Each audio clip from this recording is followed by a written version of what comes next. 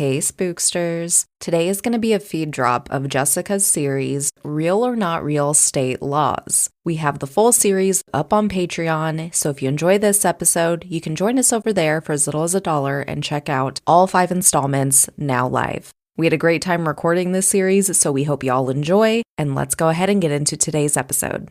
Warning: the following podcast, which contains strong language and mature content, is unsuitable for children or for the faint of heart. The subject matter discussed will be frightening and graphic in nature. Listener discretion is advised.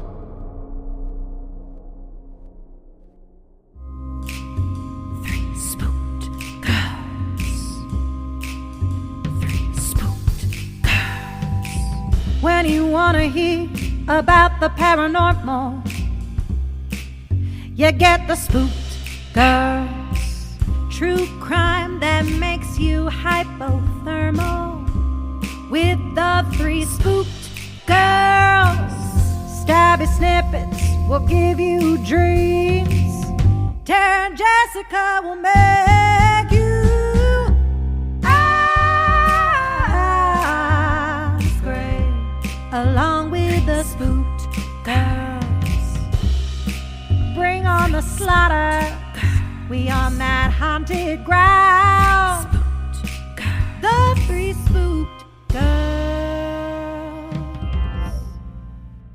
Hey there, patrons, and welcome back to another episode here on Three Spooked Girls Patreon. I am, of course, Jessica, and as always, I'm joined by my favorite gal pal, Tara. Hey patrons! I am still a little under the weather with my voice, so please don't think that I've just changed it. You sound better. You were fine. Like, obviously you were a little off, but you were fine, Yeah. and you sound improved, so there's You that do at sound least. improved. Bronchitis is no joke. They're like, For can real. take weeks, and you're like, come again for Big Fudge? I just was watching How I Met Your Mother, so a lot of Big Fudge comments coming your way, guys. Love this. So today we're going to do something that's a little fun. You know I like to play like interactive with Tara. This is a really simple game. It is called Is This a Real Law or Not a Real Law? And this is going to probably be something here on Patreon I do as like a series. I did about 11 states. So we're just going to go alphabetical. That way, like, no one gets their feelers hurt. And Tara, this is all you have to do. I'm going to read you a scenario, a story, or the law, and you just have to guess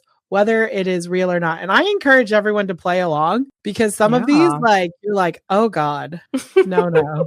Okay. We're going to start with the great state of Alabama. I don't know why. Just been watching a lot of football, like, people lately. So I was like thinking about, I don't know. I got a 50-50 shot. That's all I'll say. Me too. That's a really great thing about this. And here's the thing. Sometimes you're like, there's no fucking way that's a law. And then you're like, oh. And then other times you're like, no, that's not real. And you're like, oh. I foresee a lot of that in my future. That's fine. Okay. You ready for this? It is illegal to wear a fake mustache that causes laughter in church in Alabama. In 1953, in the town of Possum Trot, Alabama, Old Giggles Stevenson wore a fake bushy mustache to Sunday service that wiggled when he sang. Mid-hymn, the entire congregation burst out into uncontrollable laughter, including Pastor Joseph Dickerson, who fell off the pulpit mid-sermon. After 3 straight Sundays of the mustache mayhem, the town council passed a law: no fake mustaches in church that can cause laughter. Thus, the holiness was restored, and you had to be bare-lipped and stone-faced. I did write that. I felt really good when I did my research. I wrote this little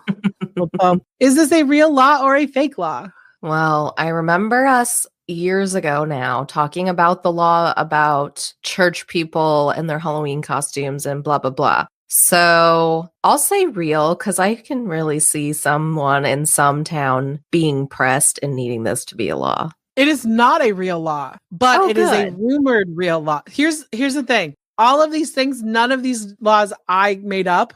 All of these have been presented to me as real, but I did the research to find out if they were real or not. So not real, not an actual thing. I made that little story up because I was like, how else am I going to tell this? Now we go to one of the states Tara lived in. Wait, you lived in Alabama too, didn't you? For a minute, like a hot second? Yeah, I did for a year. Mm-hmm. That's right. I was like, oh my God, you've lived in 2 of the 2 states we've talked about so far. Wow. Right. Okay. Alaska. It is illegal to get a moose drunk. In Fairbanks, Alaska, it is illegal to give alcohol to a moose, thanks to a bar owner who used to get his pet moose drunk for laughs. After one too many moose teenies, the animal would go on a wild antler flailing rampage, wrecking the joint and terrifying patrons. Meanwhile, in Anchorage, a crab apple loving moose named Buzzwinkle gained fame for getting tipsy off fermented fruit, stumbling through the town, tangled in holiday lights before passing out on park benches. Locals adored him. He was also well lit, get it? Because he was tangled in Christmas lights. Aww. Is this a real or a fake law? Man, I want this one to be true, so I'll say true because it sounds like an Alaska thing for sure. It is real. It is a real law. Yay. You cannot get a moose drunk in Alaska. Not that I'm like, how many people, this is the weird thing. Just like, takes one. The law. So we looked it up and the law did not come like in Fairbanks. I don't really know if there was a guy who owned it, but the law became like a statewide law when Buzzwinkle became a thing. Cause he was like doing it multiple times. Cause like crab apples are essentially like rotted fruit, which is kind of like fermented fruit. Don't feed or get the wildlife drunk. Just don't interact with the wildlife in Alaska. They should be left alone. Leave alone. Yep. 1,000%. Next state we're doing is Arizona. Donkeys cannot sleep in a bathtub. In 1924, the legislature in Arizona enacted a law which remains in effect prohibiting people from allowing donkeys to sleep in bathtubs. At first glance, the law seems ridiculous. It seems like donkeys sleeping in bathtubs seems to harm no one, including the donkey. But that year, a donkey was discovered drifting in floodwaters. After curing the owner of the donkey in the tub, it was determined that the tub had been abandoned outside of the owner's property, and the donkey had decided on its own to use it as a place to rest. When a nearby dam broke, it caused a flash flood and the neighboring donkey was floated downstream. The town went to a considerable expense to rescue the donkey from the tub, including men scurrying in vessels and removing the animal to safe ground. After the experience, considering the expense and the risks encountered by rescuers, the wise people of Kingman, which is the town it was discovered in, lobbied and won to enact a law which banned donkeys from sleeping in bathtub, and the law still remains in the books. However, donkeys are allowed to stand in bathtubs, for example, to be bathed in, but they are not allowed to sleep in them. Is this a real or fake law? I want to say real because of how much detail, but I'll say fake this time. Your initial guess was correct. This is a real law. Damn. Wow. I love this so much as someone who works with laws. Like, these are the kind of laws that make me really happy because you're like, because when you read that, like if you just read in here, donkeys cannot sleep in bathtubs, you're like, what the fuck? How did this happen? And my first thought was like, how many donkeys are sleeping in bathtubs? Apparently it just takes one. just one. Okay, this is an Arkansas law. A law in Arkansas provides that school teachers who bob their hair will not be able to get a raise. In 1972, after a heated board meeting at Prickle Willow, Arkansas, the district passed a bizarre law. Teachers with bobs could not get raises. Why? 3 bobbed-wearing teachers formed a book club that gained sudden influence and pushed for longer recesses and evolution to be taught in the classroom. When the superintendent's wife, who was not invited and didn't believe in evolution, heard about this, she took vengeance by way of the budget. Thus, the anti-bob raise ban was born. Justice wasn't blind, but it definitely had strong opinions about your hair length. Is this a real or fake law?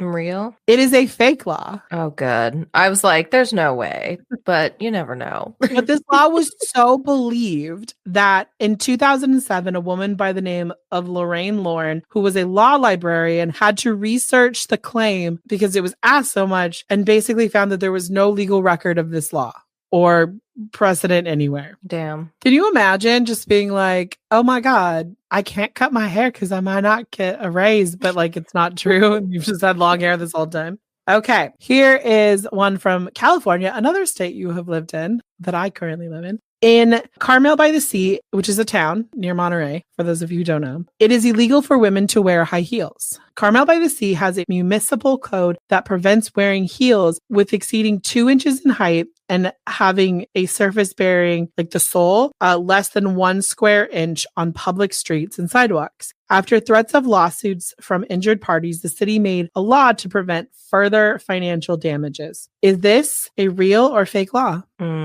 I want to feel like it's like one of those old laws that is real, but just nobody fucking cares about. Or is it fake? Is it fake? Is it real? We'll just say real. You are correct. It is real. Yay.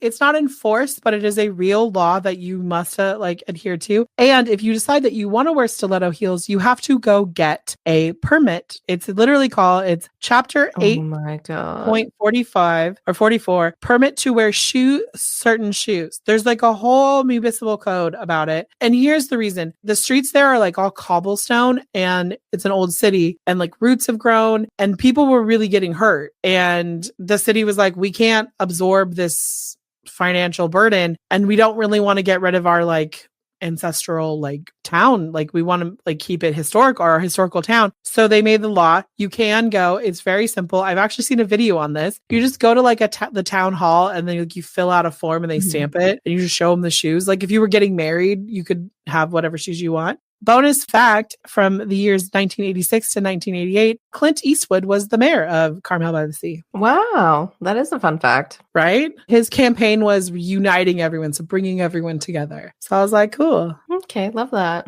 Love that for us. So another state you've lived in, Colorado. It is illegal in Colorado to operate a catapult towards a building. No one remembers exactly why Gary had a catapult. Maybe it was a midlife crisis. Maybe it was one of those weekends spent watching medieval reenactments. But one frosty morning in Aspen, there he was, winding up a watermelon on a refurbished Roman catapult, aiming them at the walls of City Hall. He said it was fun and it was like symbolic and he was like, out there in his like snow gear and he thought it was really fun. The fruit soared through the air and splattered on the side of the wall. But apparently there is a law that says no citizen shall launch projectiles, including but not limited to snowballs, arrows, bullets, or medieval sage equipment towards buildings, vehicles, or persons. Gary was arrested. Basically, Gary has a lot of infractions, apparently. He did this. He also had snowball fights, but he just said, I really like to live it up. Is this a real or fake law? I feel like this is another weird law that does exist.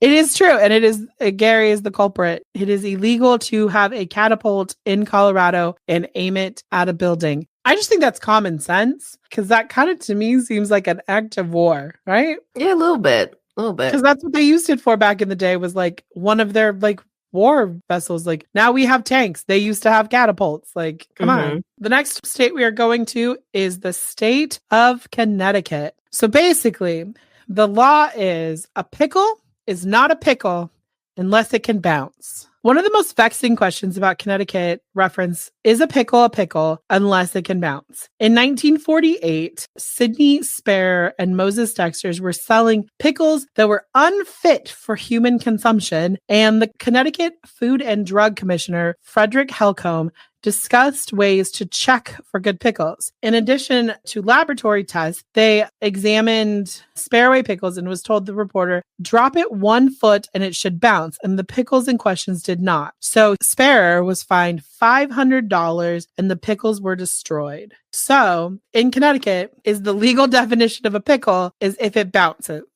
I want this to be true so bad, but I feel like it's not. Your answer is not real? Mm-hmm. You are correct. It is not real. Okay. It is an urban legend around Connecticut that's true. But what a fun one. Like when I saw that, I was like, oh, I so want this plausible. And right? I was so disappointed when I found out that there's no evidence that there's no place in in Connecticut anywhere that this is a thing. So damn, it should be a thing. Because that's a valid assessment, especially in the 40s. Right? And I was like, why aren't these pickles fit for human consumption? Right? Like, what was in the pickle? I'm like, did they formaldehyde it? I don't know. I don't really understand. I love pickles. Don't like cucumbers, but love pickles. I know. I'm a weird one. I like salsa, but no tomatoes. They're two very different things, so. They are, but it's like pickles are made from cucumbers, so it's like a weird mind trip for me because I'm like, yeah. If you just remove the pickling process, it's a cucumber, but I have to have it pickled to be able to eat it. So but it tastes completely different. The texture is different, I would say. Oh, for sure. So yeah, no, I feel like that's a valid thing. And that's you're definitely not alone. You're not alone with that. No. When Tara and I were on vacation, we went to the movies. We had a giant pickle and it made us both very happy. Okay, we're going on to Delaware. Delaware, it is considered illegal to get married on a dare or under duress, and if so, the marriage is annulled. According to the law in Delaware, along with some other states, laws are in place to ensure that marriages are entered into genuine intent and consent. A marriage will be annulled or declared invalid if it is entered into on a dare, a joke, or under duress. The Delaware law specifically mentions jest and dare as grounds for annulment. And then the annulment must be requested within 90 days of the jest marriage. Is this real or fake? We'll go with real on this one. Why not? It is real. Also, what are you doing in Delaware, people? Like, how many people were just like, because this one had to be like a lot of people were like, I dare you to get married. And they're like, okay. My thought was like casinos or something, like people going places and getting drunk and then doing this. And then it led to a trend and a problem. So maybe. I would nearby. think that would be like New Jersey. Or it can't be that far, really. No, because Atlantic City, Mm-hmm. And then that was kind of like the vibe I was getting. Vegas would also have it, mm-hmm. So we don't know. Florida, ready for Florida? In Florida, if you leave an elephant tied to a parking meter, the parking fee has to be paid just as if it was a vehicle. This law originated in the early 1900s, shortly after the arrival of the Ringling Brothers Circus, where elephants were occasionally seen tied to parking meters. Unsurprisingly, there were no records of anyone having been fined in the recent past, though it would be a sight to see. If you were wondering whether the law applies to alligators, the answer is yes as well. This law is one of the most unique and amusing traffic laws in the state. Whether you're parking a car, truck, or elephant, you must pay the parking meter. You did read that correctly. So it is a law that's on the books. True or false, or real or not real? I'm going to say real because I want it to be real so bad. It is. It's a real law. So if you are in Florida, if you tie it's basically like if you tie anything, but it was specifically made about elephants because of the Ringling Brothers. But I love that because in Florida, whose mind would be blown if you saw an elephant tied to a parking meter? Not a single person. In the state of like Vermont, you would be like, holy shit, there's an elephant tied to a parking meter. In Florida, you're like, okay, well, whose elephant is it? Like, that's the question. Right? Anything goes for that state. Here is our last one. It is illegal in Georgia to use profanity in the presence of a corpse. In Georgia, it is illegal to use profane, indecent, or obscure language in the presence of a dead body before it has been interned or otherwise disposed of, or within the immediate hearing of the deceased family or relatives. This law is part of a broader statute outlining grounds for denying or revoking licenses of funeral directors, embalmers, and funeral establishments, as well as related professions. The law prohibits profanity in the presence of a corpse, reflecting a societal value placed on by the deceased and maintaining decorum during mourning. While the specific penalty for this violation may depend on the context, the broader laws regarding the abuse of a dead body demonstrate a strong stance against disrespecting the deceased. Real or not real? Another state I lived in. Oh, yeah. From what I know, I would say this one's real. This would be. It is real. People in Georgia can people who are like funeral homes could lose their license for having a bad day. That's crazy. But what if they're just with the body? Who's going to tell on them? The ghost of this person? Are they that petty? Maybe if he's a real petty ghost, be like, I'm going to go tell this medium. I can see why this law exists because, could you imagine like real petty funeral homes and like places making this claim? They're like, oh yeah, no, I know this person cusses, so I'm gonna make a complaint against them. This law could cause some pettiness, but those are all the states I have for today. I will do more on later episodes, but I just thought this was really fun because there are so many weird laws in this country. And as someone who in her day job watches laws or bills become laws, I just thought it would be a fun thing to do to like look into this and see. I love it. So you've learned 11 new facts today, people. So you're welcome. You're welcome. Feel free to wear a mustache in Alabama to church. So you're safe to do that. You are safe to do that. You are not safe to get a moose drunk in Alaska. Other parts of the continental United States, I don't know those laws. So yeah. Maybe in Maine. There's moose there, so maybe you could do it there. Montana? I don't know. Montana, maybe. Just don't park your elephant in Florida either. Just don't park your elephant in Florida. Unless you're going to pay. Yeah, here's the thing. Or your alligator.